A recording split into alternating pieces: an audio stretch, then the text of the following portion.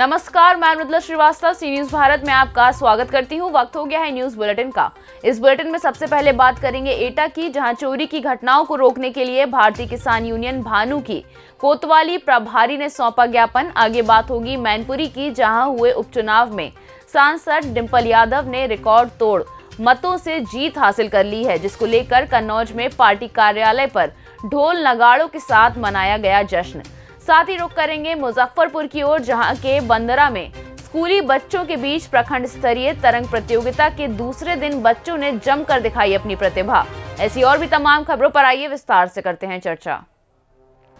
Jalesar circle क्षेत्र जलेसर में बढ़ रही चोरी की घटनाओं को दृष्टिगत भारतीय किसान यूनियन भानु ने जिला अध्यक्ष पंकज ठाकुर की अगुवाई में क्षेत्राधिकारी पुलिस राघवेंद्र सिंह राठौर की अनुपस्थिति में कोतवाली प्रभारी जगदीश चंद्र को ज्ञापन सौंपा एवं मांग की कि यह चोरी की घटनाओं को अति शीघ्र नहीं खोला तो भारतीय किसान यूनियन भानु जिला मुख्यालय पर उग्र प्रदर्शन करने को मजबूर होगी। पंकज सिंह, जिला अध्यक्ष हूँ भारतीय किसान भानु। आज जलेसर थाने पर आके आपने वार्तालाप और एक ज्ञापन दिया गया है, क्या ज्ञापन था, क्या मांगे थी? ज्ञापन दिया गया है, जलेसर क्षेत्र में चोरी की जो घटना है वो दिन पर दिन बढ़ती जा रही है। इस संबंध में मैंने सीओ साहब के माध्यम से वरिष्ठ पुलिस अधीक्षक एटा के लिए एक ज्ञापन तैयार किया था, जिसमें मैंने बताया है, लिखा है कि जलेसर क्षेत्र में अगर जल्द ही घटनाओं पर अंकुश नहीं लगा तो उग्र आंदोलन किया जाएगा। जलेसर क्षेत्र में आए दिन भैंस खुलती हैं, ट्रैक्टर चोरी होते हैं और यहाँ पे थाने पे आते हैं किसान या व्यापारी, लेकिन उनकी कोई सुनवाई नहीं होती और वो बहुत ठगी महसूस करते हैं। एटा से सी न्यूज संवाददाता लखन यादव की रिपोर्ट। तिसरी प्रखंड के बेरमी से तिसरो से कानी चिहार बनाए जा रहे सड़क में संवेदक द्वारा वन विभाग के मापदंडों को ताक पर रखकर मनमानी कार्य हो रहे हैं। निर्माण के दौरान सड़क के किनारे मिट्टी भराई के दौरान उन्होंने कई छोटे बड़े जंगली पेड़ों को उखाड़ फेंका है। इतना ही नहीं, बेरमी से तिसरो के बीच बनवरिया में भी पुल निर्माण कराना है, जिसमें भी जंगली बोल्डरों को स्थल पर प्रयोग के लिए रखा गया है। सूत्रों के मुताबिक उक्त कार्य वन प्रक्षेत्र के अंतर्गत होना है, किंतु इसके लिए वन विभाग द्वारा एनओसी उन्हें प्राप्त नहीं है। तिसरो से रोड जो बन रहा है का तिसरो से लेवा बनवरिया तक, तो उसमें पूर्व में कुछ दिन पहले हम लोग गए थे, वीडियो साहब भी थे उस दिन, सीओ साहब भी थे, तो कमियां तो ज़रूर था रोड में, लेकिन उस दिन काम शुरुआत हुआ था, बहुत ज़्यादा कुछ बना नहीं था। तो पेटी ठेकेदार था, उसको बोल दिया गया था कि आप लोग थोड़ा सा काम में सुधार कर लीजिए, जो कि काम में आप एस्टिमेट के हिसाब से मटेरियल बिल्कुल 50% भी नहीं दे रहे हैं। तो वो लोग स्वीकार किया कि सर अब जो है हम लोग मैंने परिवर्तन कर लेंगे, नहीं थे वहाँ चल गए थे, यहाँ चल गए थे, ऐसे करके मैंने वो अपना बात रखा। लेकिन हम लोग बोले कि चलिए अब से भी सुधार हो जाए। लेकिन आप ही लोग के माध्यम से पता चलता है, जैसे कि आप लोग भी कल बोले कि हम लोग गए और उस रोड में कोई सुधार भी नहीं किया गया, मिट्टी दिखाया जा रहा है, जो कि मिक्सचर में गिट्टी या चिप्स में अधिक से अधिक मिट्टी दिखाया जा रहा है। दूसरी बात है कि वन विभाग का पेड़ जो होता है वो तो बहुत ई चीज़ होता है, सरकार के बहुत उसमें खर्चा भी होती है, और उसमें दुरुपयोग करके अगर उसको गिरा दिया जाता है तो उसको वन विभाग से उसको एनओसी लेना चाहिए और एनओसी ले करके उसको काम करना चाहिए ठोस मजबूत से। इसलिए कि ज़्यादा ये करने के बाद इसलिए कि हम लोग यहाँ का जो जनता है उसको रहना है, उस रोड में चलना है। ठेकेदार चलेगा, ये तो जो विभागीय स्टाफ है वो भी नहीं चलेगा। इसलिए कि आज कहाँ है तो कल कहाँ जाएगा, लेकिन उस चीज़ को दिखना चाहिए था इन लोग को। लेकिन आप लोग बता रहे हैं, हम लोग गए, उसमें निर्देश भी दिए थे और आप ही लोग के माध्यम से पता चल रहा है कि नहीं, बिल्कुल कचरा तरफ से बनाया जा रहा है, इसमें जरा भी परिवर्तन नहीं हुआ है। हम लोग चाहेंगे कि उसको सही से सही बने और आप इसमें हम तो मांग करते हैं कि उचित काम हो और ऊपर कमेटी से अगर बढ़िया से नहीं बनाया जाए तो जांच किया जाए और जांच करके काम शुरू करवाया जाए फिर से, और जितना से जितना हो सके मजबूत रोड बने। इसलिए कि नक्सली प्रभावित क्षेत्र है, वहाँ का लोग को नसीब में हमरा लगता है कि रोड देखने के मिलेगा। बहुत दिन पहले हमरा लगता है कभी रोड नहीं बना था, देश आज़ाद होने के बाद वहाँ रोड बन रहा है। इसलिए कि हम लोग गए थे वहाँ, कच्ची जैसे तैसे रोड में लोग गुजर बसर कर रहा था। इसलिए कि नक्सली क्षेत्र एरिया है, एक समय में तो नक्सली लोग तबाह किया। अब जो शांति मिला है तब रोड बना है, जब सरकार पैसा खर्चा कर रही है तो उसमें तो बिल्कुल सही ढंग से बनाना चाहिए। और जो भी उसमें ठेकेदार है उसमें तो हम लोग उस दिन भी निर्देश दिया गया था कि इसको सुधार कर लीजिए। अभी भी कुछ नहीं बना बिगड़ा, लेकिन आप लोग के माध्यम से पता चलता है कि बिल्कुल उससे भी नरक तरह से बनाया जा रहा है। तो ठेकेदार लोग तो जानबे करते हैं कि पैसा मतलब। झारखंड से सी न्यूज संवाददाता आनंद बरनवाल की रिपोर्ट। सपा जिलाध्यक्ष कलीम खान की अगुवाई में समाजवादी पार्टी कार्यालय पर ढोल नगाड़ों के साथ पार्टी कार्यकर्ताओं ने एक दूसरे का मुंह मीठा कराकर खुशी का इजहार किया। वहीं सपा जिलाध्यक्ष ने कहा कि रामपुर सीट को प्रशासन ने जबरदस्ती जिताया है, क्योंकि प्रशासन ने वह मुस्लिम समुदाय के लोगों को वोट नहीं डालने दिया। अगर मुस्लिम समुदाय के लोग वोट डालने जाते तो वह भी बहुत अच्छे वोट से जीत जाती। वहीं पूर्व विधायक अनिल कुमार दोहरे ने कहा कि रामपुर में जिस तरह प्रशासन और पुलिस ने जनता को वोट नहीं डालने दिया, जनता ने मैनपुरी और खरतौली की जनता को इसका जवाब दिया और मैनपुरी की जनता ने नेताजी की सच्ची श्रद्धांजलि दी। विधायक जी, किस तरह का जश्न मनाया जा रहा सपा कार्यालय में? जिस तरह से मैनपुरी की जनता ने तानाशाह सरकार को उखाड़ फेंकने का काम किया है और जिस तरह से प्रशासन के माध्यम से सरकार ने वहां गुंडागर्दी तमाम समाजवादी साथियों को गिरफ्तार करके जेल भेजने का काम किया था, बराबर धमकाने का काम किया था, इतना धनबल का प्रयोग किया भारतीय जनता पार्टी ने। उसके बावजूद भी मैनपुरी की जनता को हम बहुत बहुत धन्यवाद देना चाहेंगे कि उन्होंने डटकर मुकाबला किया भारतीय जनता पार्टी की तानाशाह सरकार का और समाजवादी पार्टी के प्रत्याशी आदरणीय डिम्पल यादव जी को ऐतिहासिक मतों से जिताने का काम किया है। कन्नौज से सी न्यूज संवाददाता सीबू सैनी की रिपोर्ट।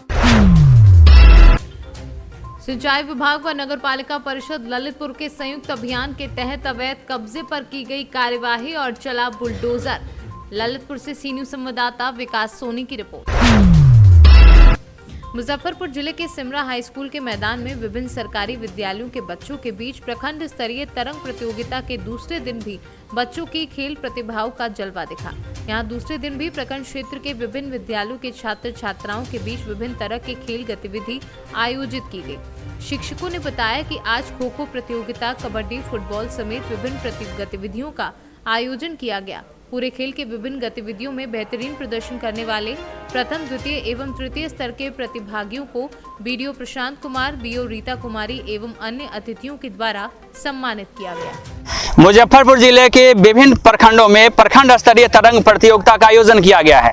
बंदरा के सिमरा मैदान में आज प्रखंड स्तरीय तरंग प्रतियोगिता का आयोजन किया गया। शिक्षकों का बताना है कि 2 दिवसीय प्रतियोगिता का यहाँ आयोजन किया गया है। प्रखंड स्तर पर जो भी प्रतिभागी चयनित किए गए हैं वे जिला स्तरीय तरंग प्रतियोगिता में भाग लेंगे और अपनी प्रतिभा का जलवा दिखाएंगे। दीपक कुमार तिवारी, सी न्यूज भारत, मुजफ्फरपुर, बिहार। मुजफ्फरपुर से सी न्यूज संवाददाता दीपक कुमार तिवारी की रिपोर्ट। भांडेर ब्लॉक के ग्राम सोहन प्राइमरी स्कूल में निरीक्षण करने पहुंचे शिक्षा विभाग के आला अधिकारी तो स्कूल में पदस्थ रूप सिंह गौरव दबंगई देखने को मिली। शिक्षक द्वारा निरीक्षण करने आए अधिकारियों के साथ बदतमीजी कर दिया। दतिया कलेक्टर संजय कुमार को अपशब्द बोले। बता दें कि शिक्षक यहां तक कहा कि नेता प्रतिपक्ष लाहार विधायक गोविंद सिंह हमारे खेत पर आते हैं। दतिया से सी न्यूज संवाददाता नितिन दांत्रे की रिपोर्ट। नारी सुरक्षा को लेकर चलाए जा रहे एंटी रोमियो अभियान के तहत गुरुवार को महिला थाना के एंटी रोमियो टीम ने नगर क्षेत्र के विभिन्न स्कूलों का भ्रमण कर छात्राओं को नारी सुरक्षा स्वावलंबन के बारे में अवगत कराते हुए किसी भी प्रकार की परेशानी होने पर तत्काल पुलिस को सूचना देने हेतु जागरूक किया। और इसके साथ ही उप निरीक्षक अंकिता तिवारी ने छात्राओं को शासन द्वारा संचालित helpline number 1076 women power helpline 1090 dial 112 के बारे में बताया और आकस्मिक स्थिति में तत्काल इन नंबरों पर डायल कर पुलिस को सूचना देने के लिए उन्हें प्रेरित किया। साथ ही कहा कि छात्राएं किसी भी परेशानी का डटकर मुकाबला करें व बिल्कुल भी ना घबराएं, पुलिस उनकी मदद के लिए तत्पर रहेगी। कन्नौज से सी न्यूज संवाददाता सीबू सैनी की रिपोर्ट।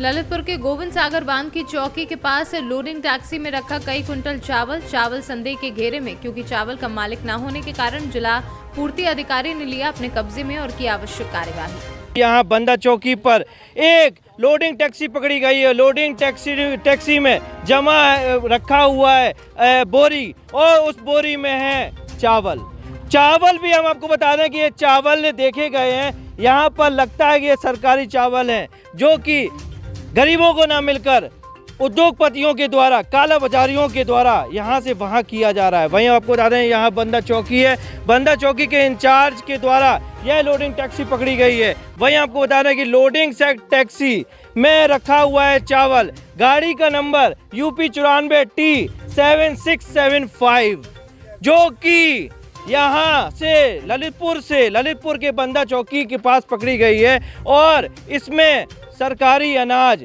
एक जगह से दूसरे जगह जा रहा था। हम आपको बता दें कि पता ना चले उसके लिए पैकिंग भी बदल दी गई है। वहीं आपको बता रहे हैं, आपने स्पंदन तो देखा होगा, वहाँ पर गरीबों का निवाला जो कि गरीबों को मिलना चाहिए, गरीबों को ना मिलकर मिल रहा उद्योगपतियों के द्वारा हो रही है काला बाजारी। अब देखने वाली बात होती है कि ललितपुर के आला अधिकारी क्या एक्शन लेते हैं, क्या कार्रवाई करते हैं। ललितपुर से विकास सोनी, सी न्यूज़ भारत।